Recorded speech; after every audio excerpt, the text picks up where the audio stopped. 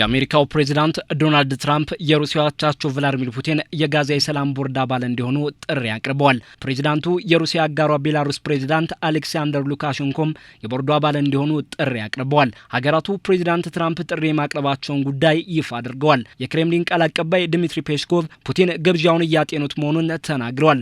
የትራምፕ ጥሪ 4 ዓመታት ለተጠጋ ጊዜ እየተከናወነ የቆየውና ሩሲያን ከምዕራባውያኑ ያፋጠጠው የዩክሬኑ ጦርነት የሰላም ጥረቶች እየተደረጉለት ባለበት ጊዜ እየተከናወነ ሆኗል። ፕሬዝዳንት ትራምፕ ለሁለተኛ ጊዜ ተመርጠው ወደ ፕሬዝዳንትነት ስልጣኑ ከመጡ ጀምሮም ከፑቲን ጋር ቀደም ብሎ ያላቸውን ወዳጅነት መልካም የነበረ በመሆኑ የዩክሬኑን ጦርነት በ24 ሰዓት ውስጥ ቋጨዋለሁ ብሎ የነበረ ቢሆንም ጦርነቱን በሰላም ድርድር ለመቋጨት ያደረጉት ጥረት እስካሁን ፍሬ አላፈራም። ሌላኛው የዓለምን ዓይንና ጆሮ ይዞ የቆየውና ጋዛን እንዳልነበረች ያደረገው የእስራኤልና ሐማስ ጦርነት ግን በሰላም ድርድር እንዲቋጭ ያደረጉት ጥረት ምንም እንኳን ሁለቱም ወገኖች የተኩስ አቁምን በመጣስ በተደጋጋሚ ሲካሰሱ ቢስተዋልም ተሳክቶላቸዋል። ትራምፕ ጋዛን መልሶ ለማቋቋም ለሀገራት የሰላም ቦርድ አባልነት ጥሪ በማድረጉ ረገድ ፕሬዝዳንት ቭላዲሚር ፑቲንና የቤላሩሱ አሌክሳንደር ሉካሼንኮም እንዲካተቱ ጥሪ ማድረግን መርጠዋል። የክሬምሊን ቃል አቀባዩ ድሚትሪ ፔስኮቭ እንዳሉት ፑቲን የትራምፕን የግብዣ ጥሪ ደርሷቸዋል። ቃል አቀባዩ ግብዣው ግልጽ እንዲሆን ሩሲያ ትፈልጋለች ከማለት ባሻገር ግን ፕሬዝዳንት ፑቲን የጋዛ የሰላም አባል ለመሆን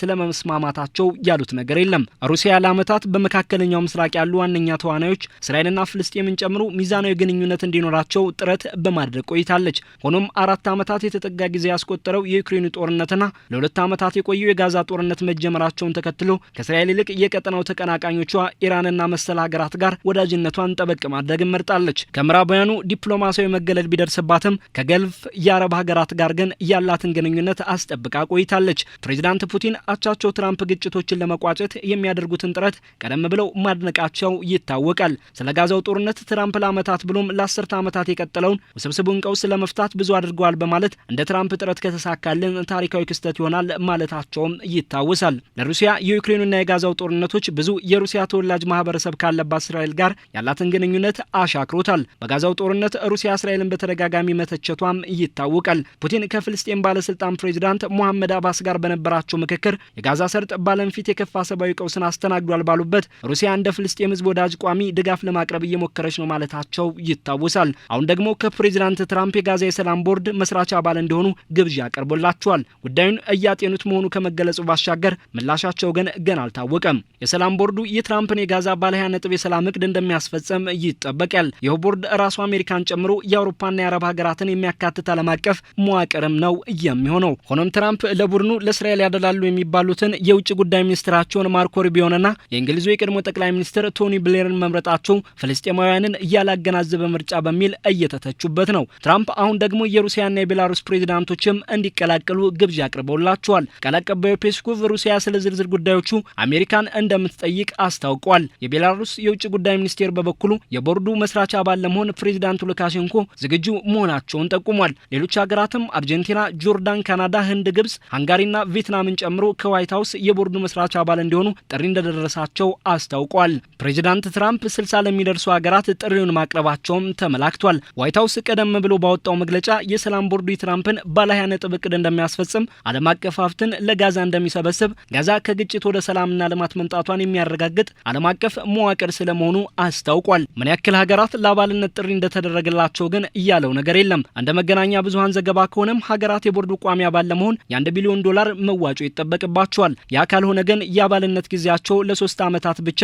ግን ከአሜሪካ በኩል ግን ስለ ጉዳዩ በግልጽ የተባለ ነገር የለም። ለጉዳዩ ቅርበት አላቸው የተባሉ ማንነታቸው ያልተገለጸ ባለስልጣን እንዳሉት የገንዘብ መዋጮው ጋዛን መልሶ ለመገንባት የሚውል ነው። ዋይት ሀውስ ለሰላም ደህንነትና ብልጽግና ጥልቅ ቁርጠኝነት ላላቸው ሀገራት የቋሚ አባልነት ግብዣን አቅርቧል ሲል በኤክስ ገጹ ጠቁሟል። የትራምፕ ለሀገራት የተላከው ግብዣ የቦርዱ መስራች አባላት እንዲሆኑ የሚጠይቅ መሆኑ ተመላክቷል። አሜሪካ በቀጣዮቹ ቀናት ለስንት ሀገራት ግብዣው እንዳቀረበች ይፋ እንደምታደርግ ይጠበቃል። የግብዣ ደብዳቤው የተባበሩት መንግስታት ድርጅት የጸጥታው ምክር ቤት ለትራምፕ ባለ 20 ነጥብ የጋዛ የሰላም እቅድ ድጋፉን መግለጹንም እየጠቆመ ሆኗል። የእስራኤሉ ጠቅላይ ሚኒስትር ቤንያሚን ኔታንያሁ ቢሮ በበኩሉ የቱርክ የውጭ ጉዳይ ሚኒስትር ሀካም ፊዳንና የኳታር ዲፕሎማቱ አሊ አልታውዲ በአባልነት መካተታቸው የእስራኤልን ፖሊሲ የሚጻረር ነው ሲል በኤክስ ገጹ አስታውቋል። አክሎም ቦርዱ ከእስራኤል ጋር ለመተባበሩን በመግለጽ ከሀገሪቱ ፖሊሲ የሚጻረር መሆኑን ጠቁሟል። ሆኖም ትራምፕ ሩሲያና ቤላሩስን ጨምሮ ለበርካታ ሀገራት የቦርዱ መስራች አባል እንዲሆኑ ጥሪ ማቅረባቸው ተገልጿል።